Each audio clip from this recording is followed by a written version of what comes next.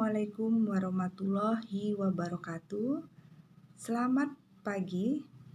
Pada pagi ini kita akan mengadakan kuliah farmakologi keperawatan tentang cara mencegah kesalahan pemberian obat yang dilakukan perawat atau sering kita sebut dengan medication error. Medication error. Latar belakang di Amerika Serikat, kesalahan pengobatan diperkirakan merugikan sedikitnya 1,5 juta pasien per tahun. Di rumah sakit Australia, sekitar 1% pasien menderita efek samping sebagai akibat dari kesalahan pengobatan. Sedangkan di Inggris, 1.000 klien dilaporkan ke Perlindungan Medication Society terkait dengan kesalahan pemberian resep dan obat-obatan. Untuk di negara kita, sesuai dengan penelitian Iwan Dwi Praharso, dilaporkan sekitar 3,6,9% pada pasien yang menjalani rawat inap keliru dalam pemberian obat atau yang disebut medication error. Definisi medication error itu adalah kejadian yang merugikan pasien akibat pemakaian obat, tindakan, dan perawatan selama dalam penanganan tenaga kesehatan. Di sini penanganan tenaga kesehatan seperti pasien di rumah sakit salah, yaitu ketika melakukan pemberian obat, atau kita ambil contoh salah ketika obat itu harusnya diinjeksi di intramuskular, tetapi dia dilakukan injeksi di intravena. Sebetulnya hal ini dapat dicegah.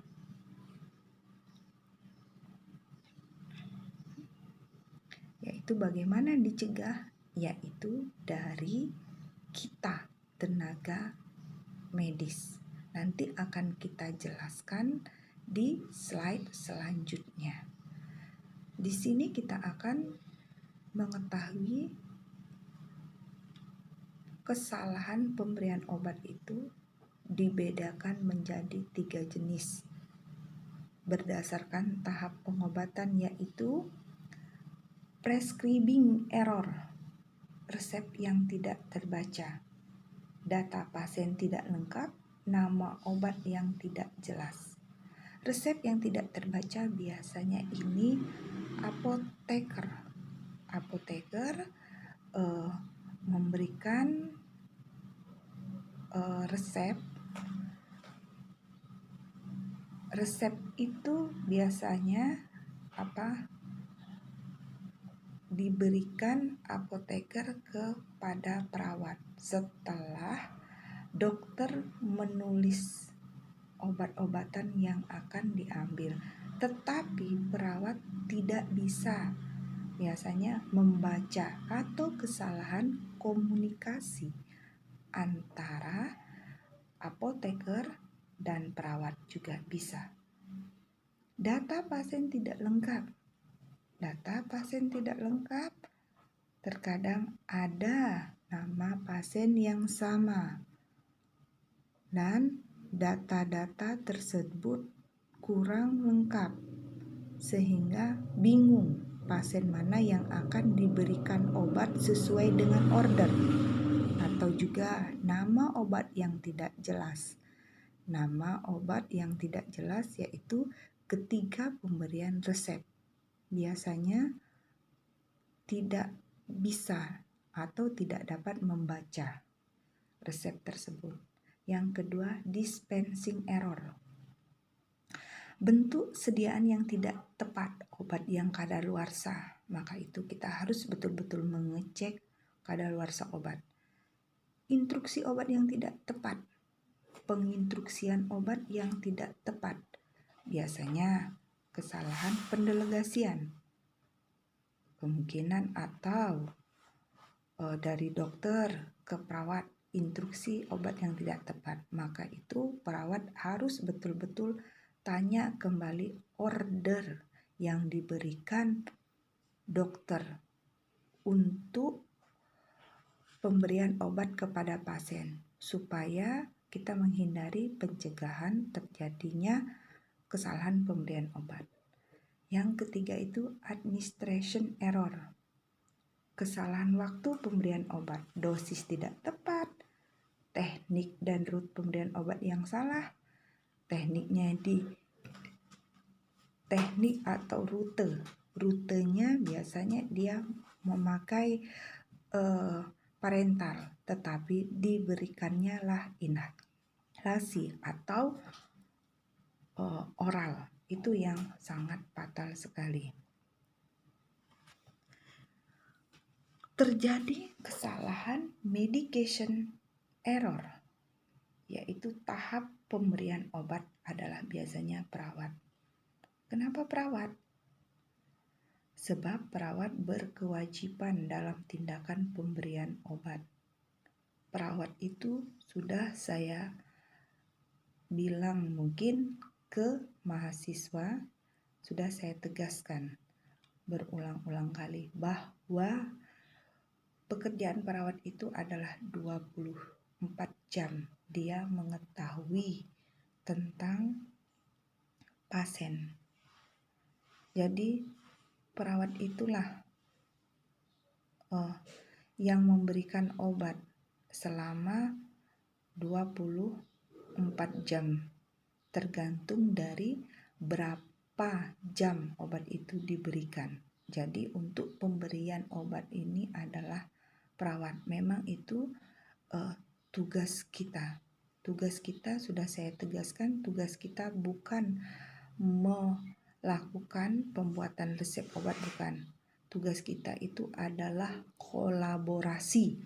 Kolaborasi itu adalah kita melakukan pemberian obat ketika dokter memberikan order obat-obat saja, apa saja yang akan diberikan ke pasien.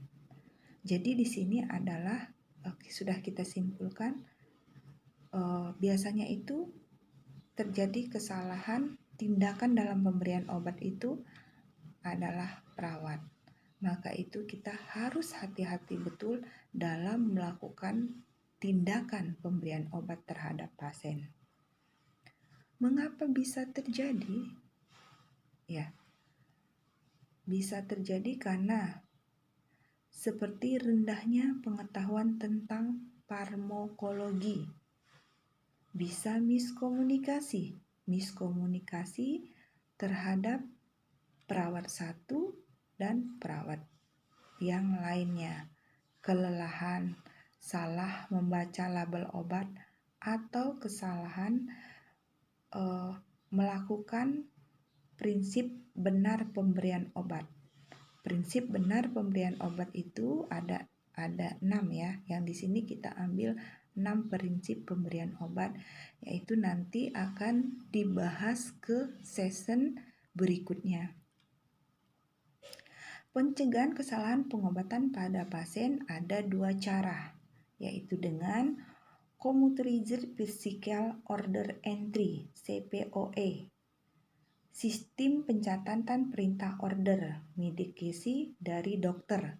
Mungkin nanti kalian bisa membaca di PPT yang akan saya kirimkan. Yang kedua itu yaitu dengan Barcode Medication Administration System, yaitu melakukan cek kebenaran pada pasien. Perawat melakukan scan tanda pengenalan dan mengidentifikasi tanda pengenalan pasien. Nanti kalian bisa membaca di PPT yang akan saya berikan.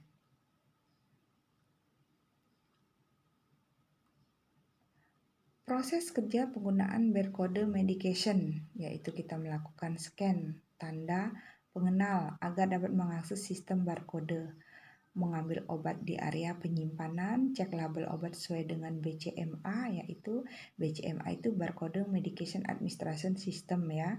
Scan medication barcode, scan tanda pengenal pasien di pergelangan tangan memberikan obat dan yaitu kita pendokumentasian. Selain perawat harus mencegah medication error, perawat juga harus paham dan jelas hak-hak pasien dalam pemberian obat. Ya, hak klien dalam pemberian obat itu hak klien mengetahui alasan pemberian obat. Hak ini adalah prinsip dari memberikan persetujuan, informed consent.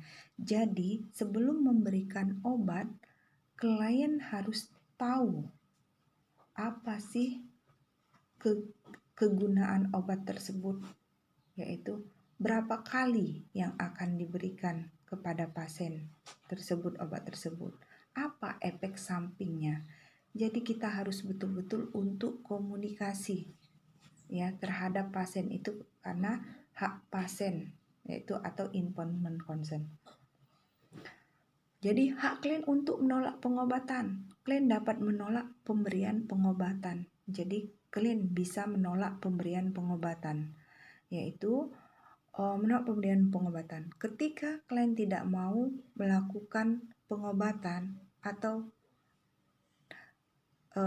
refuse dia tidak mau dilakukan tindakan keperawatan yaitu dengan pemberian obat. Nah, itu maka perawat yaitu di sini kan perawat hanya di dalam farmakologi ini, farmakologi keperawatan, perawat itu hanya tindakannya itu bukan tindakan perawat yang mandiri ya, tindakan perawat yang kolaborasi. Jadi kalau ada pasien yang menolak dia untuk dilakukan seperti pemberian obat itu penyuntikan, yaitu penyuntikan melalui IV, dia tidak mau, yaitu perawat bisa melakukan pendokumentasian yaitu dengan cara pasien harus menandatangani surat penolakan. Mungkin itu saja dari saya mata kuliah pagi ini. Jika ada pertanyaan, silahkan nanti kita diskusi di grup. Dan kalau kalian belum jelas untuk pembelajaran ini, silakan kalian kirim ke email saya pertanyaan. Oke, nanti kita akan diskusikan kembali. Itu selamat pagi. Assalamualaikum warahmatullahi wabarakatuh.